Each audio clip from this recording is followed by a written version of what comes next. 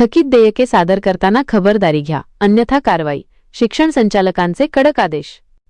पुणे. शिक्षक आणि शिक्षकेतर कर्मचाऱ्यांची प्रलंबित किंवा थकीत देयके मान्यतेसाठी शिक्षण संचालनालयाकडे सादर करताना सर्व संबंधित अधिकाऱ्यांनी अत्यंत पारदर्शकपणे तपासणी करावी, असे स्पष्ट निर्देश शिक्षण संचालक, माध्यमिक व उच्च माध्यमिक डॉक्टर महेश पालकर यांनी दिले आहेत. जर या प्रक्रियेत कोणतीही अनियमितता किंवा बनावट कागदपत्रे आढळली तर संबंधित कर्मचारी आणि अधिकाऱ्यांवर कठोर कारवाई करण्यात येईल, असा इशाराही त्यांनी पत्राद्वारे दिला आहे. नियमबाह्य देयकांना लगाम. संचालनालयाने स्पष्ट केले आहे की थकीत देयके सादर करण्यापूर्वी लाभार्थी कर्मचाऱ्याच्या वैयक्तिक मान्यतेची कसून खात्री करणे अनिवार्य आहे. संबंधित व्यक्तीने ज्या कालावधीचे देयक मागितले आहे त्या काळात त्यांनी खरोखरच त्या शाळा, सैनिकी शाळा किंवा उच्च माध्यमिक विद्यालयात काम केले होते का याची पडताळणी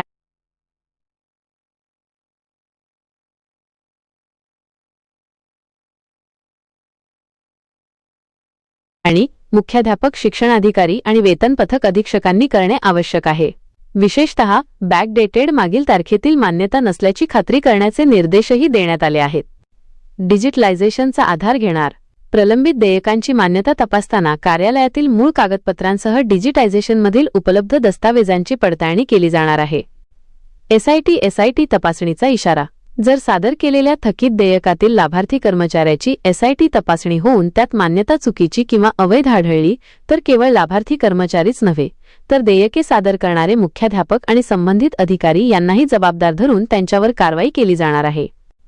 या संदर्भात पुणे, मुंबईसह राज्यातील सर्व विभागीय शिक्षण उपसंचालक, शिक्षणाधिकारी आणि वेतन पथक अधीक्षकांना आवश्यक सूचनांचे पालन करण्याचे आदेश 27 जानेवारी 2026 रोजी पत्राद्वारे निर्गमित करण्यात आले आहेत. व्हिडिओमधील शासन निर्णय व परिपत्रक आपणास हवे असेल तर ते आपल्या शासन निर्णय व परिपत्रक या टेलिग्राम चॅनलवर उपलब्ध करून देण्यात आलेले आहे. त्या ठिकाणावरून आपण ते डाउनलोड करून घ्यावे. थकीत देयके सादर करताना खबरदारी घ्या, अन्यथा कारवाई. शिक्षण संचालकांचे कडक आदेश.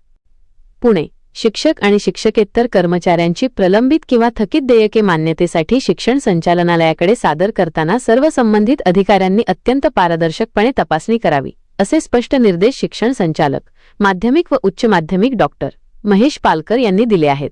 जर या प्रक्रियेत कोणतीही अनियमितता किंवा बनावट कागदपत्रे आढळली तर संबंधित कर्मचारी आणि अधिकाऱ्यांवर कठोर कारवाई करण्यात येईल, असा इशाराही त्यांनी पत्राद्वारे दिला आहे.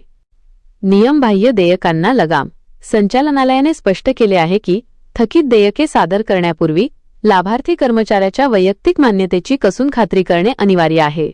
संबंधित व्यक्तीने ज्या कालावधीचे देयक मागितले आहे त्या काळात त्यांनी खरोखरच त्या शाळा, सैनिकी शाळा किंवा उच्च माध्यमिक विद्यालय